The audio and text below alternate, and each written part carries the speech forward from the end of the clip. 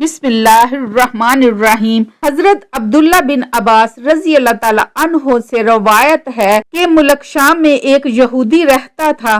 وہ ہفتے کے دن تورات کی تلاوت کیا کرتا تھا۔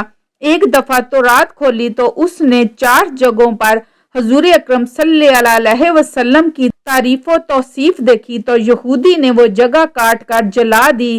اگلے ہفتے پھر تورات کھولی تو 8 جگہوں پر حضور صلی اللہ علیہ وسلم کی نعت اور وصف کا ذکر پایا۔ اس نے وہاں سے بھی کاٹ کر جلا دیا۔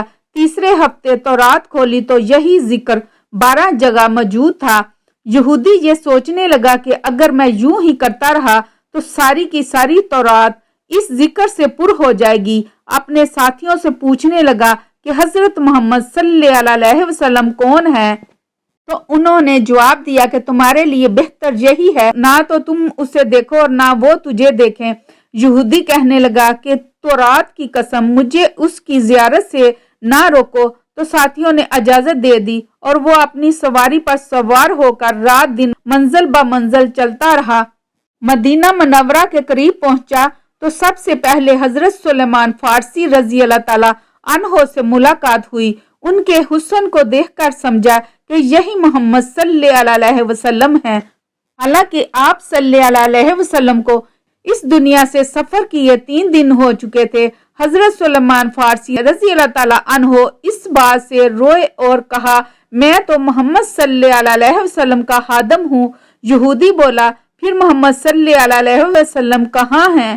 اب سلیمان فارسی رضی اللہ تعالیٰ عنہ سوچنے لگے کہ اگر وصال کی خبر سناتا ہوں تو یہ واپس ہو جائے گا، اگر یہ کہہ دوں کہ موجود ہیں تو جھوٹ ہوگا۔ بالآخر حضرت سلیمان فارسی رضی اللہ تعالیٰ عنہ یہودی سے کہنے لگے کہ میں تجھے حضور صلی اللہ علیہ وسلم کے صحابہ کے پاس لے چلتا ہوں۔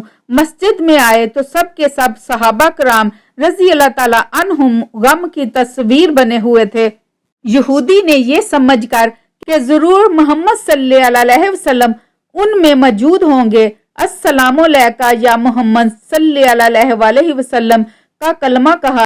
صحابہ نے یہ سنا تو تمام صحابہ کرام میں ایک کہرام مچ گیا اور سب آہ و بکا کرنے لگے۔ حضرت علی رضی اللہ تعالیٰ عنہ بھی وہاں تشریف فرما تھے۔ آپ رضی اللہ تعالیٰ عنہ اس سے مخاطب ہو کر فرمانے لگے اے حضور صلی اللہ علیہ وسلم کے بارے میں پوچھنے والے، تجھے آپ صلی اللہ علیہ وسلم سے کیا کام ہے؟ اس نے کہا میں یہودی عالموں میں سے ہوں اور 80 سال سے تورات کا مطالعہ کر رہا ہوں۔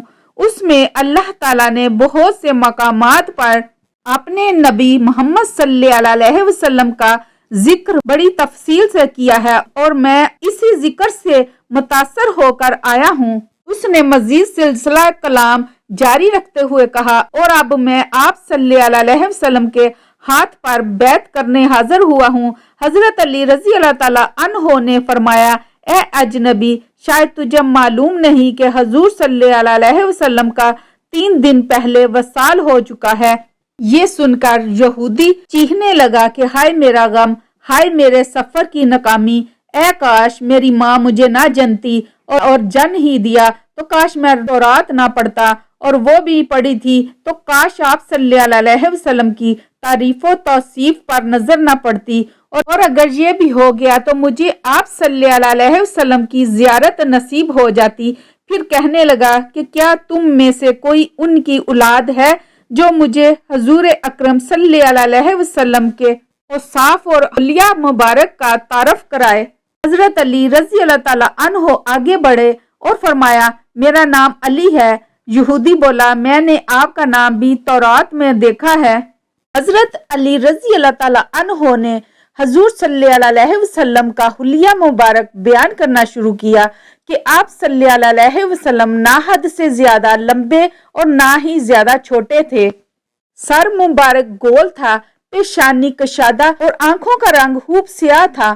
آپ صلی اللہ علیہ وسلم کی پلکیں دراز تھیں، ہنسی کے وقت دانتوں سے نورانی شعائیں نکلتی تھیں، سینے سے ناف تک بالوں کی لکیر تھی، ہتھیلیوں پر گوشت تھا، قدموں کے تلوے قدرے گہرے تھے، بدن کے جوڑوں کی ہڈیاں موٹی تھیں، مثلاً कोहनियां और घुटने, और आप सल्लल्लाहु अलैहि वसल्लम के शानों के दरमियान मोहरे नबूवत थी। यहूदी कहने लगा, ए अली रजी अल्लाह ताला अन्हो, तूने जो कुछ बताया बिल्कुल सही बताया। तो रात में आप सल्लल्लाहु अलैहि वसल्लम की तारीफो तौसीफ इसी तरह मौजूद है।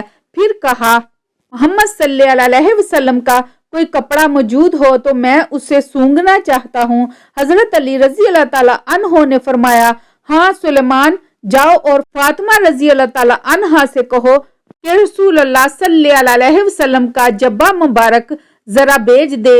हजरत सुलेमान फारसी रजी अल्लाह ताला अन्हो दरवाजे पर आए और दरवाजा खटखटाया। अंदर हसन हुसैन रजी अल्लाह ताला अन्हुमा रो रहे थे। हजरत फातिमा रजी अल्लाह ताला अन्हा की आवाज आई, यतीमों का दरवाजा कौन खटखटा रहा है? हजरत सुलेमान फारसी रजी अल्लाह ताला अन्हो ने अपना नाम बताया और हजरत अली रजी अल्लाह ताला अन्हो का पैगाम दिया। वो रोते हुए बोली, मेरे अब्बा का जब्बा मुबारक कौन पहनेगा? हजरत सुलेमान फारसी रजी अल्लाह ताला अन्हो ने सारा किस्सा सुनाया। आप जब्बा मुबारक निकाल कर ले आई जो 7 जगहों से खजूर के रेशे से सिला हुआ था। हजरत अली रजी अल्लाह ताला अन्हो ने उसे पकड़कर सूंघा। फिर दूसरे सहाबा कराम रजी अल्लाह ताला अन्हुम ने सूंघा। फिर यहूदी पकड़कर सूंघने लगा और कहता था, वाह कैसी उम्दा खुशबू है। फिर उसके बाद हुजूर अक़दस सल्लल्लाहु अलैहि वसल्लम की कब्र शरीफ पर हाजिर हुआ और आसमान की तरफ सर उठाकर कहने लगा, ए अल्लाह, मैं गवाही देता हूँ कि तू वाहिद यकता है, कायनात तेरी न्याजमंद है और तू बेनियाज है। और मैं ये भी गवाही देता हूँ इस कब्र शरीफ में तेरा हबीब सल्लल्लाहु अलैहि वसल्लम है। जो कुछ उन्होंने फरमाया है मैं उसकी तस्दीक करता हूँ और उन पर ईमान लाता हूँ। ए अल्लाह, अगर मेरा सलाम तेरी बारगाह में कबूल है तो मेरी रूह को अभी कब्ज कर ले। यह कहकर वही गिरकर जान दे दी।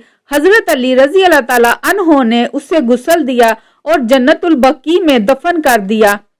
हजरत अब्दुल्ला बिन जैद रजी अल्लाह ताला अन्हो के बारे में मनकूल है कि जब उन्हें उनके बेटे ने हजूर सल्लल्लाहु अलैहि वसल्लम के वसाले मुबारक की खबर दी, वो उस वक्त अपने खेतों में काम कर रहे थे। आप सल्लल्लाहु अलैहि वसल्लम के वसाल की खबर सुनकर गमजदा हो गए और बारगाह इलाही में हाथ उठाकर ये दुआ की, ऐ मेरे अल्लाह, मेरी आंखों की बेनाई अब खत्म कर दे ताकि मैं अपने महबूब मोहम्मद सल्लल्लाहु अलैहि वसल्लम के बाद किसी दूसरे को देख ही ना सकूं। अल्लाह ताला ने उसी वक्त उनकी दुआ कबूल फरमा ली।